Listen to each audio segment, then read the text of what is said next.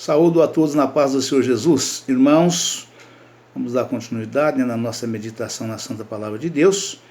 Nós estamos meditando nas referências do livro de Romanos, no capítulo de número 12.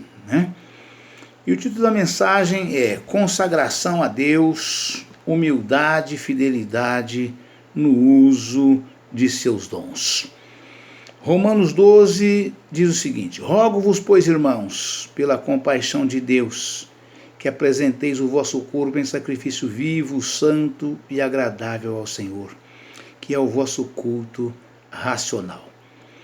E não vos conformeis com este mundo, mas transformai-vos pela renovação do vosso entendimento, para que experimenteis qual seja a boa, agradável e perfeita vontade de Deus.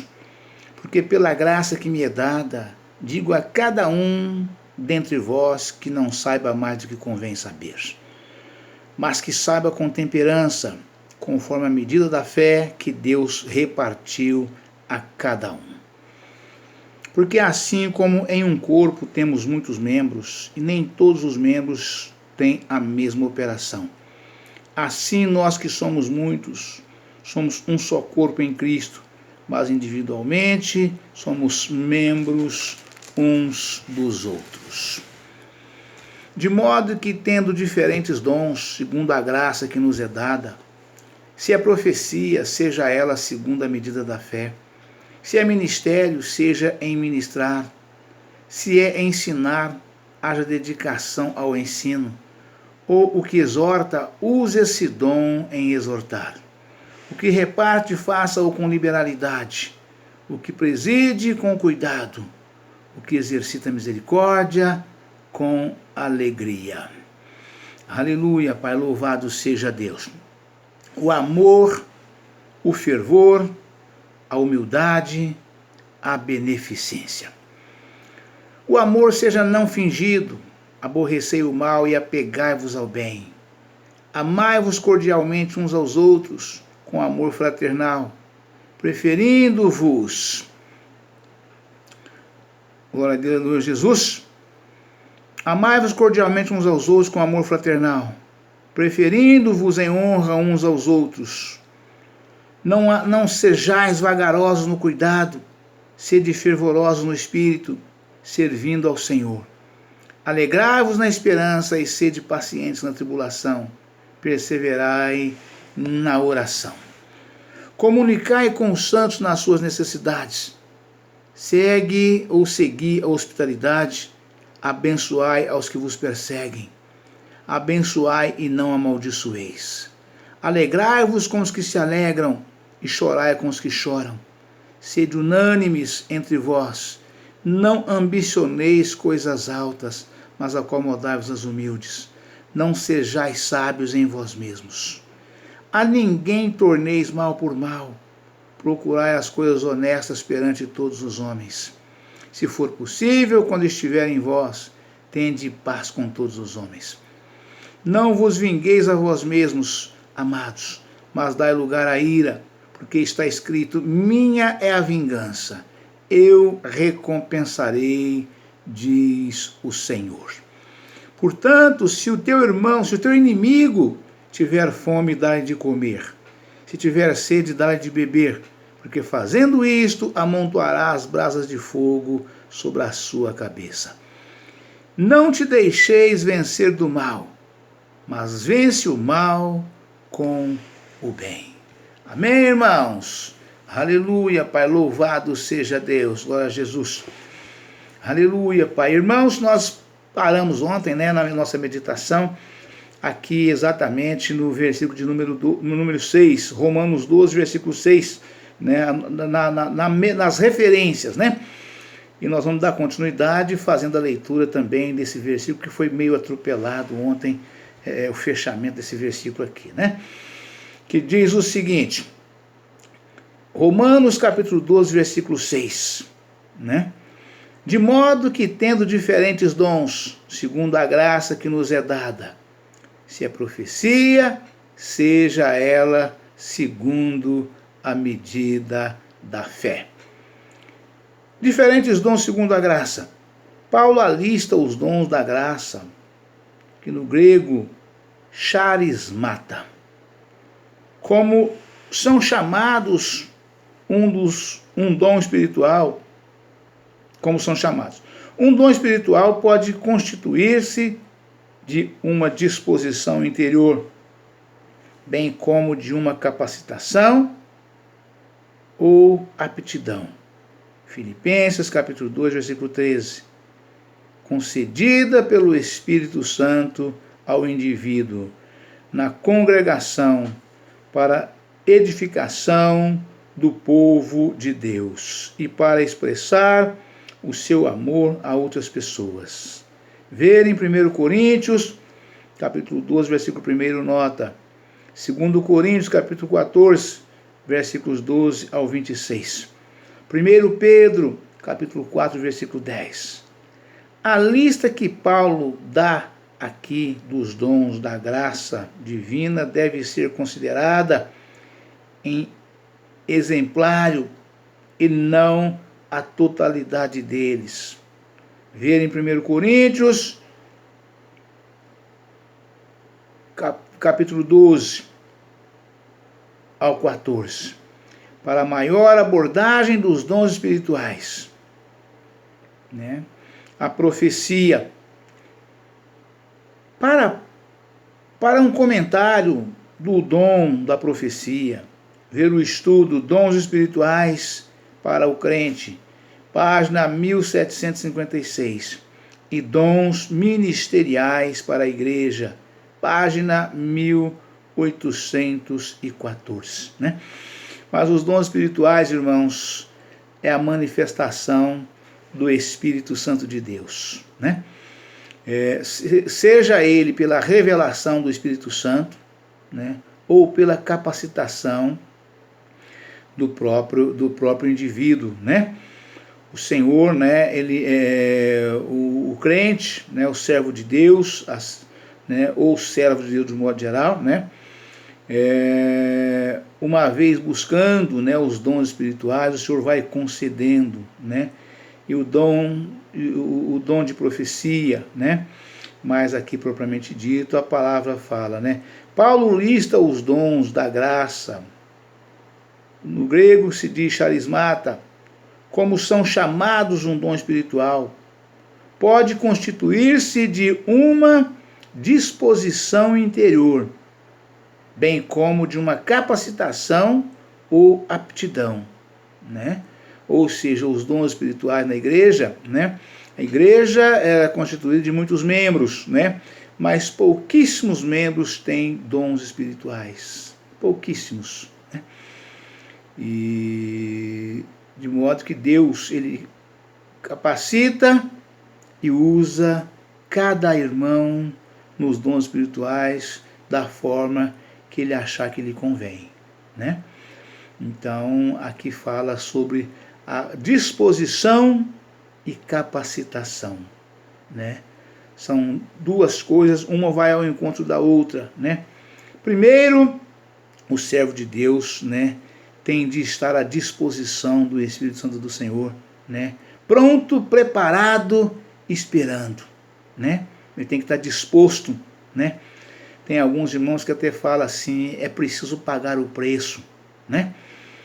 E esse preço que os irmãos falam é o preço da obediência, é o preço da dedicação, do tempo dedicado em busca dos dons espirituais, né? Não basta você querer e achar que Deus vai te conceder por simplesmente porque você quer, não. É preciso pagar o preço. Você tem que fazer grandes sacrifícios espirituais, né? Sacrificando o seu corpo físico mortal, a sua carne, com jejuns e oração, e com petições, com rogos e orações, pedindo a Deus para que lhe conceda, né? O apóstolo Paulo tem uma certa altura de um dos seus livros, que ele inclusive fala, né, pedindo a Deus, né, que conceda aos irmãos, né, o espírito de revelação, né? Porque o espírito de revelação é um dom almejado por toda a igreja. Todo mundo almeja ter o dom da revelação, né? Mas pouquíssimos conseguem ser batizados. Após ser batizado no Espírito Santo, né, ele é batizado no Espírito Santo, mas os dons espirituais é capacitação de Deus para o indivíduo, para que ele seja mais útil à obra do Senhor, né? E o dom são apenas 9 dons espirituais relatados na Bíblia, né? São apenas 9 dons, né? Eu já disse isso, o primeiro deles é o dom da palavra da sabedoria, o segundo dom é o dom da palavra da ciência e do conhecimento. O terceiro é o dom da fé, né? Que é a base de todos os dons, é a base de tudo nas nossas vidas, a fé, né? É o terceiro dom espiritual relatado pela Bíblia, né? O quarto dom é o dom de curas, ou os dons de curar, né? O quinto é o dom da operação de maravilhas, que são os milagres que acontecem na hora, né? O sexto dom é o dom de profecia, né? E o sétimo dom é o dom do discernimento dos espíritos, né? O oitavo dom é o dom do falar em línguas, né? E o nono dom é o dom da interpretação das línguas. A Bíblia relata apenas esses 9 dons espirituais, né? Então todo mundo almeja ser usado nas mãos de Deus na totalidade, né? Mas Deus, de acordo com a nossa disposição, né, o desejo do nosso coração, né, e a nossa disposição, né, a nossa preparação, aí o Senhor nos capacita com os dons espirituais por causa da obra, a obra dele mesmo, para sermos mais útil à obra do Senhor, né? Mais capacitado, mais usado, mais cobrado, né? E mais sacrificado, e assim vai, né? Mas é tudo para a grandeza de Deus. E Paulo fala, né? Paulo alista os dons da graça. Como são chamados o dom da graça, como são chamados. Um dom espiritual pode constituir-se de uma disposição interior, ou seja, do desejo, né? E o desejo e a prontificação. Eis-me aqui, Senhor. Eis-me aqui, Senhor. Faça de mim tudo aquilo que lhe aprouver, né? Então, se nós nos colocarmos à disposição do Senhor, né, em santificação de corpo, alma e espírito, e estarmos atentos a percebido e esperando, desejoso nosso coração, assim o Senhor nos concede e nos usa, e nós seremos mais útil à obra de Deus, né? Um dom espiritual pode constituir-se de uma disposição interior, bem como de uma capacitação ou aptidão. Filipenses capítulo 2, versículo 13. Concedida pelo Espírito Santo ao indivíduo na congregação, para edificação do povo de Deus e para expressar o seu amor a outras pessoas. Ver em 1 Coríntios capítulo 12, versículo 1, nota. 1 Coríntios capítulo 14, versículo 12 ao 26. 1 Pedro capítulo 4, versículo 10. A lista que Paulo dá aqui dos dons da graça divina deve ser considerada um exemplário e não a totalidade deles para ver. E não a totalidade deles. Ver em 1 Coríntios, capítulo 12, 1 Coríntios, capítulo 12, versículo 14, para maior abordagem dos dons espirituais. Ou seja, você vai lá em 1 Coríntios, capítulo 12, e confere os dons espirituais, né? Que o Senhor alista na palavra de Deus, né, e concede aos seus servos para ser mais útil à obra de Deus ali para a igreja do Senhor, né? Romanos 12, 6, profecia, né? Aqui fala diretamente do dom de profecia, o dom de profetizar, né? Aleluia, Pai, louvado seja Deus, né? Para um comentário do dom da profecia, ver o estudo Dons Espirituais para o Crente, página 1756, e Dons Ministeriais para a Igreja, página 1814. Romanos capítulo 12, versículo 7, ministrar e ensinar. né? 12:7 fala: se é ministério, seja em ministrar. Se é ensinar, haja dedicação ao ensino, né? Ministrar ou servir é a disposição, capacidade e poder dados por Deus, né? Vamos repetir: ministrar e ensinar e servir. Ministrar ou servir é a disposição, capacidade e poder dados por Deus para alguém servir e prestar assistência prática aos membros e aos líderes da igreja. Aleluia, Pai. Louvado seja Deus. A fim de ajudá-los a cumprir suas responsabilidades para com Deus. Confira em Atos capítulo 6, versículos 2 e 3. Vamos repetir que essa nota aqui, essa referência é muito importante, né? Ministrar, ensinar, ministrar ou servir, né?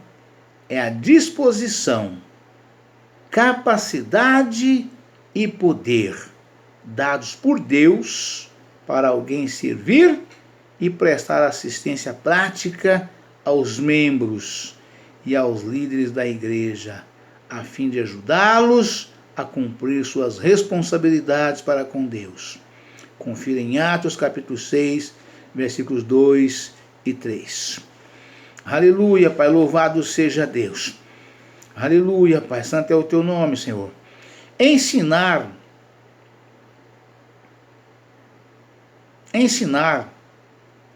é a disposição, capacidade e poder dados por Deus para o crente. Examinar e estudar a palavra de Deus. E de esclarecer, expor, defender e proclamar suas verdades, de tal maneira que outras pessoas cresçam em graça e em piedade. Eu falo muito isso, irmãos. Se a palavra que nós pregamos não for clara e transparente, e não for ensinada ou ministrada com conhecimento, né? Em primeiro lugar vem o conhecimento, com sabedoria, com entendimento, né? Primeiramente da nossa própria pessoa. Como é que nós podemos querer que os outros entendam, que os outros aceitem, que os outros pratiquem, né? E a palavra de Deus é clara, né? Nós precisamos, Deus fala claramente conosco, né? Em outra carta dizendo, né? Que se nós não passarmos a mensagem do Senhor, ou a santa palavra de Deus, em cima do santo altar, passando para a igreja, pregando, meditando, de forma clara, objetiva e transparente, para que a igreja, para que haja um perfeito entendimento de todos aqueles que nos ouvem, que nos vê, né? A palavra fica sem edificação. E uma vez não sendo edificada no entendimento daqueles que nos ouvem, ela fica infrutífera. Ou seja, foi em vão a nossa pregação. Por esse motivo, precisamos primeiramente, né, ter conhecimento. Né? Foi o que o apóstolo Pedro disse na sua palavra, né? Cresça na graça, mas também no conhecimento, que vem ou que está em nosso Senhor e Salvador Jesus Cristo. Não basta apenas a graça para quem ensina, né? Para quem ensina, a graça é de fundamental importância, a graça do Senhor.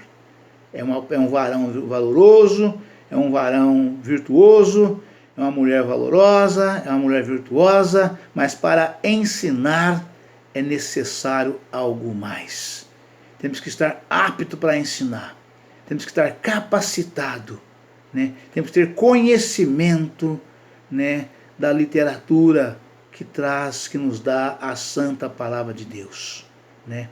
Temos que ler, entender, meditar e explicar para aqueles que nos ouvem de forma clara, objetiva e transparente, para que todos entendam, né, e a palavra seja edificada no ser daqueles que nos ouvem. E uma vez edificada, ela fica frutífera, ela produz frutos, né? Toda árvore que não dá fruto, todo galho que não dá fruto, o que é que manda a palavra de Deus? Corta, seca e lança-se no fogo. Então é preciso ser frutífero. É preciso ser frutífero, irmãos. Eu falo muito de irmãos que atropelam a palavra. Chega na igreja, vai pregar nas igrejas, tem uma pressa danada para poder passar pela palavra, para poder orar por revelação. Ali ele fica 5 minutos na palavra de Deus e 1h30 orando por revelação, né? E Deus não quer dessa maneira, né? Você entristece o Espírito Santo do Senhor quando você age dessa forma, né?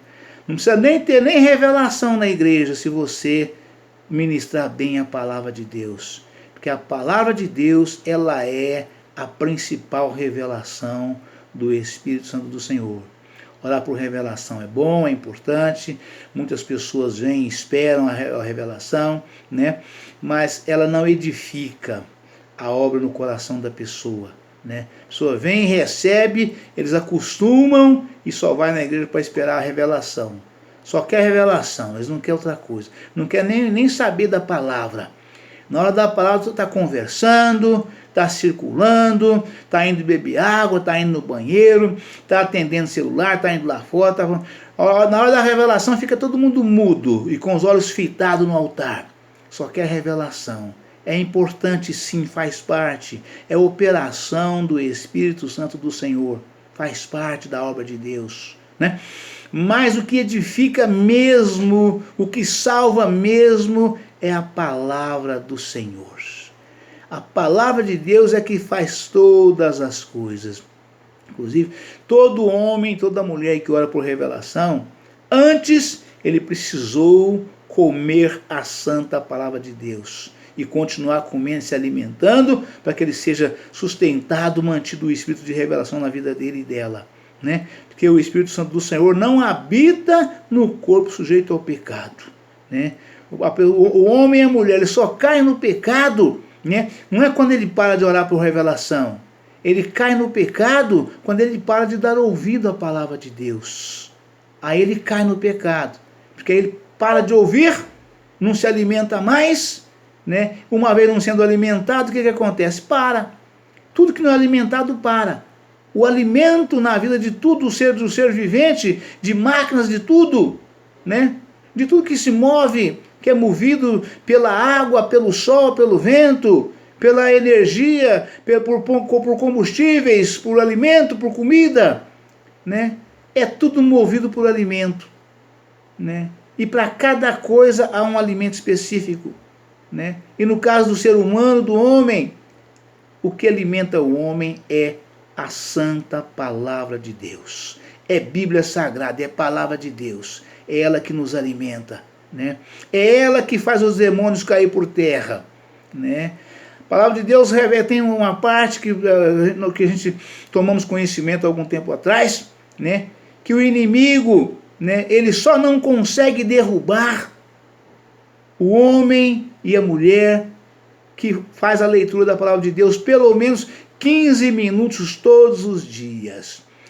Ele tira no mínimo 15 minutos diariamente, 7 dias por semana, para ler, meditar e entender na santa palavra de Deus. Esse o inimigo não tem poder nem algum sobre ele, né?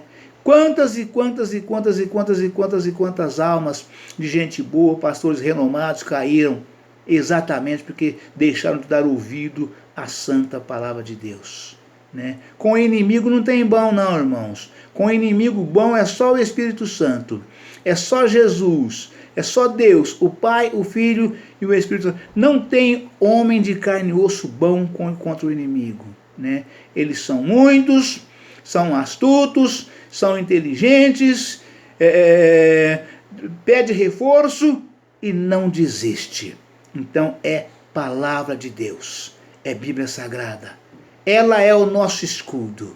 Efésios 6:10 a seguir. É palavra de Deus, né? E aqui a palavra continua falando, irmãos, com você, comigo, com cada um de nós e com todos nós, né? A palavra continua falando, né? Aleluia, Pai. Ministrar, Romanos 12:7. Ministrar e ensinar, né? Aleluia, Pai. Ministrar ou servir é a disposição, capacidade e poder dados por Deus para alguém servir e prestar assistência prática aos membros e aos líderes da igreja, a fim de ajudá-los a cumprir suas responsabilidades para com Deus. Confira em Atos capítulo 6, versículos 2 e 3. Ensinar é a disposição, capacidade e poder dados por Deus para o crente examinar e estudar a palavra de Deus, e de esclarecer, expor, defender e proclamar suas verdades de tal maneira que outras pessoas cresçam em graça e em piedade. 1 Coríntios capítulo 2, versículos 10 ao 16. 1 Timóteo capítulo 4, versículo 16. 1 Timóteo capítulo 6, versículo 3. 2 Timóteo capítulo 4, versículo 1 e 2. Ver os estudos, dons ministeriais para a igreja, página 1814. E ensino bíblico para o crente, página 1879. Romanos capítulo 12, versículo 8. 12:8 está escrito o seguinte: ou o que exorta, use esse dom em exortar. Ou o que reparte, faça-o com liberalidade. Ou o que preside, com cuidado. O que exercita misericórdia, com alegria. E aí a palavra fala, trata-se aqui de dons espirituais. Primeiro, exortar é a disposição, capacidade e poder dados por Deus para o crente proclamar a palavra de Deus, de tal maneira que ela atinja o coração. Aleluia, Pai. Louvado seja Deus. Vamos repetir porque é muito profundo isso aqui, irmãos. Preste atenção, irmãos. Exortar é a disposição, capacidade e poder dados por Deus para o crente proclamar a palavra de Deus, de tal maneira que ela atinja o coração. Ou seja, atinja o alvo. Ela vai direto para o coração, né? Aleluia, Pai, louvado seja Deus. O homem capacitado por Deus, né? Nesse dom de exortar, ele é um homem poderoso, né? Paulo dizia e diz, está escrito, vai, exorta, ensina, repreende, mas com amor. Vai, exorta, ensina e repreende, mas com amor. É coisa tremenda, irmãos. É coisa tremenda, irmãs. Aleluia, Pai, louvado seja Deus. Aleluia, Pai.